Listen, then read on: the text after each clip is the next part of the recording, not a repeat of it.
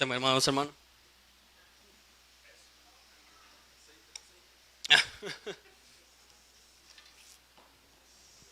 Amén. Me avisan. Gracias. Bueno, quiero que el Señor los bendiga, que el Señor pueda iluminar su palabra en nuestros corazones, que sea Él iluminando a Jesucristo en nuestras vidas. Y quiero saludar a los hermanos que nos ven en línea, los que están presentes, que el Señor los bendiga. Amén, comenzamos. Soy el hermano Oscar Martínez y hoy tengo el privilegio enorme de compartir esta pequeña palabra que el Señor ha puesto en mi corazón. Hay una introducción. ¿Cuántos han visto el juego llamado No te enojes? Es un juego con 4 chibolitas, el dado, y son 4 personas que juegan, y el que se enoja, pierde, ¿verdad? Pues ahora el Señor hoy nos dice, no te ofendes, porque si te ofendes, pierdes. Y esto está basado en Mateo 11, del 1 al 6. La palabra de Dios nos dice, cuando Jesús terminó de dar instrucciones a sus 12 discípulos, se fue de allí a enseñar y a predicar en las ciudades de ellos. Siguiente versículo. Y al oír Juan, no Juan el apóstol, Juan el Bautista, en la cárcel, los hechos de Cristo, les envió 2 de sus discípulos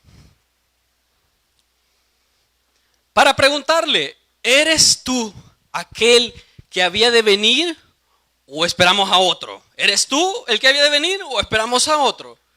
Y Jesús, con su tremenda sabiduría, le responde de esta manera. Respondiendo Jesús les dijo, id y haced saber a Juan las cosas que oís y veis. Siguiente versículo. Los ciegos ven, los cojos andan, los leprosos son limpiados, los sordos oyen, los muertos son resucitados, y a los pobres es anunciado el evangelio de Dios. Imagínense si algún día tenemos un culto así, sería glorioso realmente. Siguiente versículo. Y aquí el Señor le da un toque final, como un sello a lo que le manda decir a Juan el Bautista, no Juan el discípulo, Juan el Bautista. Y bienaventurado es el que no halle tropiezo en mí. El contexto de este pasaje es que Jesucristo había terminado de compartir instrucciones a sus 12 discípulos para que empezaran a predicar las buenas nuevas en Israel. Además de solo predicar, les dio poder, les dio unción para liberar a los endemoniados, resucitar muertos, para sanar enfermedades. Para poder servir al Señor de esa manera tenemos que ser sus discípulos. Se lo dio a los discípulos la unción para poder expandir el reino de los cielos en Israel. Se estaba cumpliendo la famosa profecía de Isaías 61. ¿Cuántos recuerdan la profecía de Isaías 61? Se la voy a profetizar. El Espíritu de Jehová, el Señor, está sobre mí, porque me ha ungido. Y empieza a decir, ¿verdad? A predicar las buenas nuevas, a salvar a los perdidos, a vendar a los quebrantados de corazón, a publicar libertad a los cautivos y presos. Apertura de la cárcel. Ahí se estaba manifestando esta profecía. ¿Cuántos recuerdan cuando Jesús fue a Nazaret? ¿Qué versículo y qué libro citó? Isaías 61. ¿Y qué pasó? Sus propios hermanos, sus propios que le vieron crecer, no creyeron. Sin duda alguna Dios estaba glorificando en Israel. Dios estaba en el Kairos de Dios, con el Hijo de Dios estaba en Israel anunciando y cumpliendo las profecías. Porque Dios es fiel a su palabra, hermanos. Dios va a cumplir su palabra. Nos guste o no nos guste. Le creamos o no le creamos. El Señor es fiel a su palabra. Cielo y tierra pasarán, mas mis palabras permanecerán, no pasarán. Entonces, pero había una persona que no estaba viendo esto. ¿Quién creen que era? Juan el Bautista. Juan el Bautista no estaba viendo la obra de Cristo en Israel. Estaba nada más y nada menos encarcelado. Imagínense, era la única persona con el llamado de Dios que había servido al Señor que no estaba viendo al Mesías. ¿Cuánto les gustaría un trato así? Que otros sean sanados, pero no yo. Que otros sean liberados, pero no yo. Que el Señor prospere a otros, pero no yo. ¿Cuántos quieren un ministerio así? Nadie, ¿verdad? Todos queremos la gloria del Señor. Bueno. Dios había preparado a Juan el Bautista para anunciar la venida del Mesías. Fue un hombre lleno del Espíritu Santo desde el vientre de su madre. ¿Cuántos recuerdan aquel versículo que tenía apenas 6 meses de gestación Elizabeth y llega María con Jesús también con 3 y se llena del Espíritu Santo y Elizabeth empieza a profetizar y le dice: bienaventurada eres tú entre las mujeres, ¿verdad? Y el bendito es el fruto de tu vientre, Jesús. Imagínense un feto lleno del Espíritu Santo de Dios. O sea que nuestros hijos pueden ser llenos de Dios, amados hermanos. Nuestros bebecitos pueden ser tocados por el Señor. Dios mismo respaldaba el llamado de Juan desde corta edad. Lucas 1:80 nos dice de Juan el Bautista, cuando estaba pequeñito, de unos 6, 7 años quizás.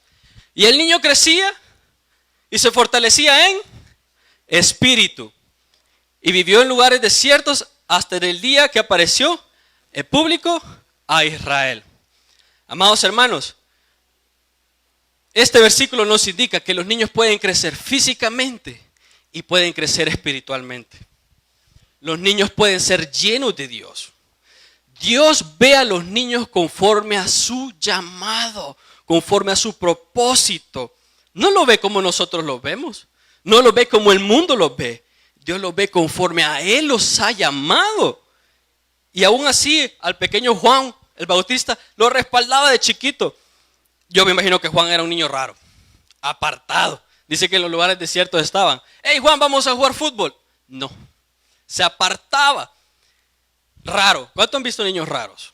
Apartados para el Señor. Amados, Dios puede hacer cosas maravillosas a través de nuestros hijos.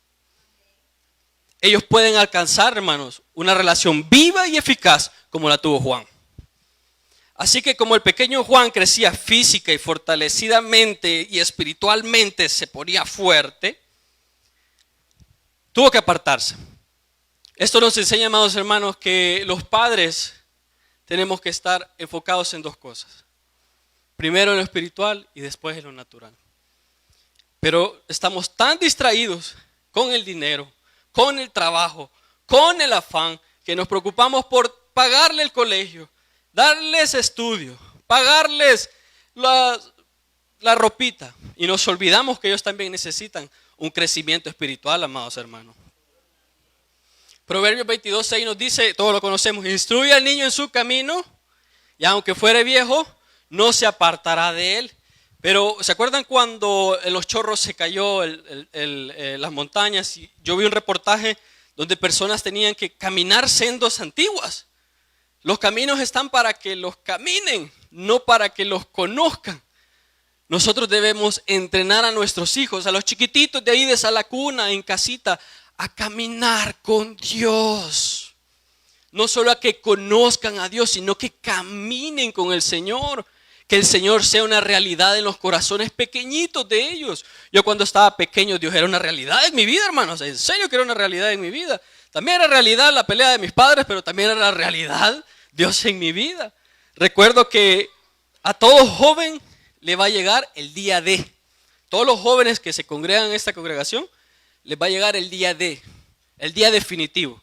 Si van a seguir a Cristo o lo van a dejar. Y lo único que van a recordar de ellos es que si Dios fue real en sus vidas o no.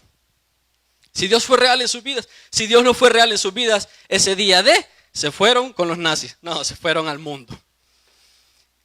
Bueno, llegó el momento en que Juan ya era hombre y debía comenzar a ejercer su llamado. Lucas 3, del 2 al 3 nos dice esto. Lucas 2, del 2 al 3. Dice la escritura, vino palabra de Dios,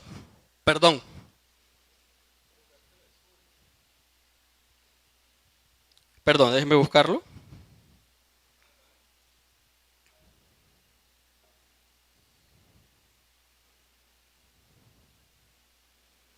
Bueno,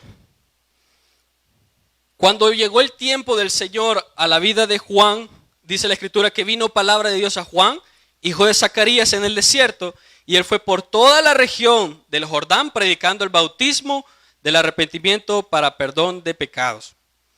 O sea que Juan se movió en el Kairos de Dios, no se movió en su propia voluntad. El ministerio, cuando arrancó el ministerio de Juan, arrancó tan poderosamente, tan lleno del Espíritu Santo de Dios, que corría de boca en boca, hermanos, no necesitaba las redes sociales para promocionarse. ¿Va? Nació un nuevo ministerio, me promociona en las redes sociales, ¿cuál va a ser el logo? ¿Cuál va a ser nuestra misión y visión? No necesitó nada de eso. Fue tan impactante el ministerio que la gente sabía que no era un hombre hablando de Dios, sino Dios hablando a través de un hombre. La gente vio eso, amados hermanos. ¿Qué ve la gente de nosotros? Especialmente a los hombres que sirven en este lugar. ¿Qué es lo que ven, lo que nos rodean del servicio que tenemos a Dios? ¿Qué es lo que ve nuestra familia? ¿Ve a un evangélico tocando, cantando, predicando? ¿O ve a un hijo de Dios amándolo, sirviéndolo? ¿O somos de aquellos hombres que cuando arreglamos la familia, vamos a aprender de la palabra de Dios? Sí, papá, va, nos sentamos. Y empezamos a hablar y los hijos se duermen. ¿Cuántos les han pasado? Que hablamos del Señor y la familia se duerme más rápido. Se duermen y seguimos hablando y siguen dormidos. Bueno, no era así Juan. Juan movía masas por el Espíritu de Dios. Recuerdo que hubo un tiempo en nuestras vidas con mi familia que el Señor se manifestaba profundamente en la casa de mi madre. Y recuerdo que cuando orábamos y estábamos reunidos, el Espíritu Santo de Dios nos llenaba tanto. En el pequeño apartamento de la Santa Marta, que eso marcó mi corazón. Eso marcó mi vida realmente. Y pude saber que Dios era real. Dios no era solo iglesia, Dios era real. Al igualmente que la gente veía de Israel en Juan que Dios era real, que Dios estaba hablando. Volvamos a Mateo 11. Ya aquí el ministerio de Juan arrancó. Todos sabemos que entró en la cárcel porque le dijo el pecado a Herodes, que estaba con la mujer de su hermano. Quedó encarcelado por mostrarle el pecado, la corrupción del gobierno que estaba en ese entonces.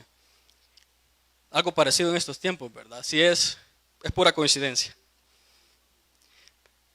Pero Juan no estaba viendo el ministerio del Señor. Cuando Juan entró a la cárcel, en ese preciso momento el Señor empezó a predicar y creció en gran manera con los 12 apóstoles, que ya es ahí, en Mateo 11, lo que leímos al principio, es ahí donde arranca el contexto. A veces, amados hermanos, no vamos a ver lo que Dios o lo que Cristo está haciendo en nuestros corazones. Vamos a ser como Juan, que a veces no vamos a ver ni entender lo que Dios está haciendo, porque nuestra visión es limitada. Como Juan no entendía, solo veía que estaba en la cárcel y no sabía lo que el Cristo está haciendo. Tal vez algunos de ustedes están en una situación que ya lleva tiempo y no ve al Señor. Pero es normal, Dios está haciendo algo en nuestros corazones, amados hermanos. Dios está haciendo algo. Yo estoy más que seguro que Juan el Bautista sabía del libro de Isaías 61:1. Yo estoy seguro que él sabía de eso, que iba a venir el Mesías a liberar a los presos, a establecer la justicia de Dios. Yo creo que Juan tenía fe en eso, pero pasaba el tiempo en la cárcel y no se oía nada. Llegaban sus discípulos y le contaban de que el Mesías estaba haciendo tal cosa y decía, se está cumpliendo, ya va a llegar el momento que voy a ser libre. Y pasaba el tiempo y no pasaba nada. Empezó a desesperarse, empezó a decir, ¿qué pasa? No se está cumpliendo, ¿qué pasa? ¿Cuántos tienen promesas que todavía no se han cumplido de parte de Dios? ¿Cuántos todavía están esperando una promesa del Señor, un milagro del Señor que todavía no se ha cumplido? Y él entró con duda. Y en Mateo 11:3, él le hace una pregunta. ¿Eres tú aquel que había de venir o esperamos a otro? Al parecer, Juan el Bautista estaba dudando de quien él mismo había dicho, este es el Cordero de Dios. La fe de Juan el Bautista estaba temblando porque el Hijo de Dios tal vez no estaba actuando como él esperaba. Tal vez alguno de nosotros está dudando si Cristo realmente va a cumplir su promesa porque no está actuando como nosotros esperamos. ¿Será que nuestras expectativas del Señor es diferente a su voluntad? ¿Será que estamos dudando en la manera en que Dios nos está tratando? ¿Será que decimos, Señor, qué pasa? Y Juan hizo lo correcto. Buscó respuesta de Dios. Buscó respuesta del Señor Jesucristo. Hermanos, cuando usted tenga duda, acérquese al Señor. Acérquese creyendo que hay un Dios vivo, que existe, con fe delante de Dios. La respuesta en el siguiente versículo le dice, en el versículo 5, lo que leímos: los ciegos ven, los cojos andan, los leprosos son limpiados. Y bienaventurado es aquel que no haya tropiezo en mí.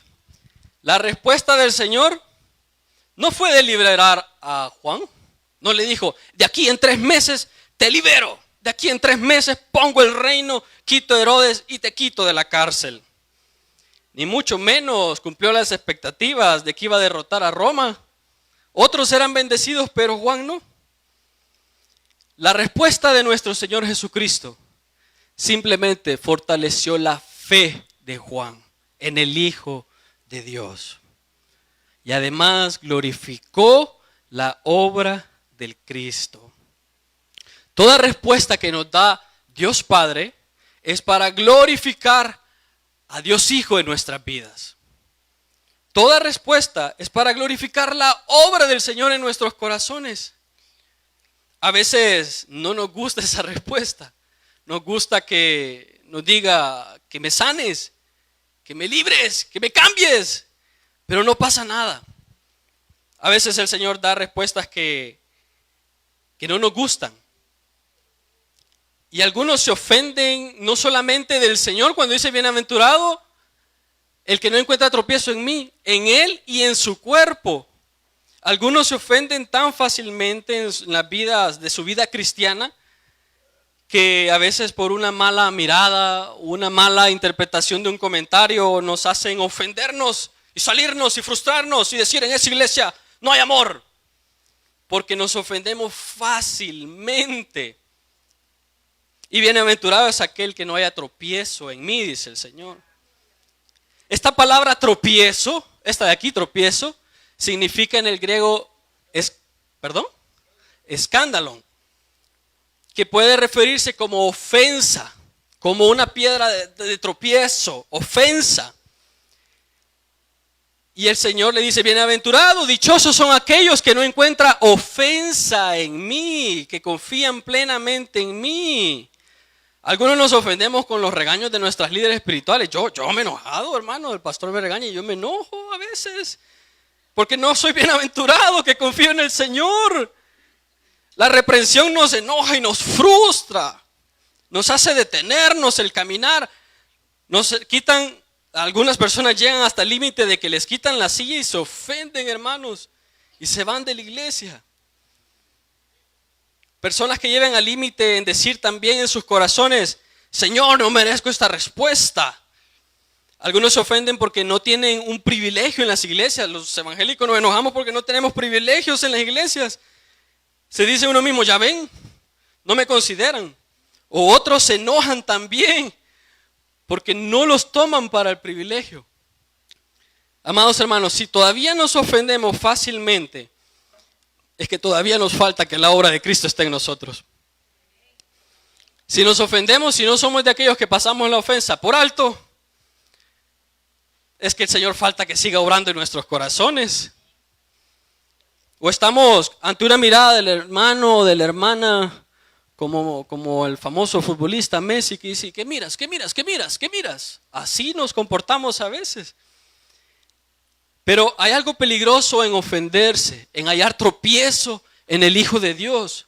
En los últimos tiempos, en Mateo 24, el Señor ocupó esta misma palabra, este mismo significado. En este contexto de Mateo 24 son los tiempos del fin. Los discípulos le preguntaron al Señor en el Monte de los Olivos, dinos qué señales hay antes de tu venida. Y lo primero que le dice es que nadie os engañe. Bueno, yo creí, Señor, que la respuesta iba a ser, tiene que pasar 1, 2, 3 y 4 y yo vengo. No, le dice que nadie os engañe antes de mi venida. Antes de mi venida, que nadie los engañe. Y aquellos que han estudiado Mateo 24 saben que empieza a dar unos parámetros con los principios de dolores. Y luego entra más profundo. En este versículo dice, entonces os entregarán a tribulación. Esta es ya la tribulación, la persecución de los hijos de Dios. Y os matarán. Y seréis aborrecidos de toda la gente por causa de mi nombre. Por causa de mi nombre. Siguiente versículo. Muchos entonces van a tropezar. Muchos tropezarán entonces. Y vean aquí. Y se entregarán unos a otros y se aborrecerán. En este tiempo, antes de la segunda venida del Señor, se tiene que manifestar dos cosas. Pablo lo dice en 2 de Tesalonicenses, en el capítulo 2, que se tiene que manifestar dos cosas antes de la venida del Señor. La apostasía, que es para la iglesia, y la manifestación del hijo de iniquidad. ¿Cuántos han escuchado ese término? Manifestación del hijo de iniquidad. ¿Perdón? Así es, el hijo de perdición también dice otras versiones. El hijo de perdición es para el mundo, para los no creyentes, para los que nunca creyeron la verdad de Dios. Dice Pablo que va a entregar un espíritu engañador, que va a engañar a aquellos que nunca creyeron a la verdad del Señor. Hoy, como que en este contexto el Señor tiene mucho sentido cuando dice, no, nadie los engañe. Vendrán muchos Cristos en mi nombre, que nadie los engañe. Pero en la iglesia hay algo que se llama apostasía. Y van a ser estos que se ofendan al seguir a Cristo en este tiempo. En ese tiempo, hermanos, que no está muy lejano, estamos bien cercanos, amados hermanos. Estamos ya, bueno, sí, a nivel mundial ya hay gente perseguida, cristianos perseguidos. Ante la gran persecución, muchos van a dejar de ser cristianos, muchos van a renunciar. Uy, no, es un costo muy alto que hay que pagar. Uy, no, tengo que dejar a mi casa, a mi familia y mis hermanos para seguir a Cristo. Se ofenderán del alto costo de seguir al Señor. Creían que Dios los iba a rescatar en este tiempo y vamos a ser perseguidos. Se van a ofender, decir, es como aquella mujer que se casó con un hombre y cuando todo va bien, pues la fiesta va en paz. Aunque la mujer le aguante todo, ¿verdad? La fiesta está en paz porque como hay dinero, hay casa, estamos bien. Pero cuando la cosa se pone peluda, cuando ya no hay dinero y las dificultades de la vida pasan y la mujer no ama, sino que está por conveniencia, ¿qué hace? Patitas, ¿para qué te tengo? Para afuera. Calabaza, calabaza, cada quien para su casa. Dios va a probar el amor de sus hijos, de sus hijos en este tiempo. Dios lo va a probar si realmente lo amamos o no lo amamos. Miren, amados hermanos, solamente los que se ofenden traicionan. ¿Cuántos hemos traicionado porque nos han ofendido? Yo. He traicionado una relación. He traicionado una relación de trabajo. Porque me ofendieron. Me ofendieron. Me habló el jefe de esa manera. Yo no me lo merezco. Renuncio. Y dejo tirado todo. El que se ofende traiciona. Como Judas. Judas se ofendió. Y traicionó al Hijo de Dios. ¿Cuántos recuerdan a Jesús en Betania cuando es ungido por María? ¿Cuántos se acuerdan? Derramó la unción, el perfume en el Señor Jesucristo unos cuantos días de ser llevado a su pasión. ¿Y qué dice la Escritura? ¿Quiénes recuerdan qué dice la Escritura? Que los discípulos se enojaron y decían, este perfume pudo haber sido vendido por 300 denarios. fue desperdiciado.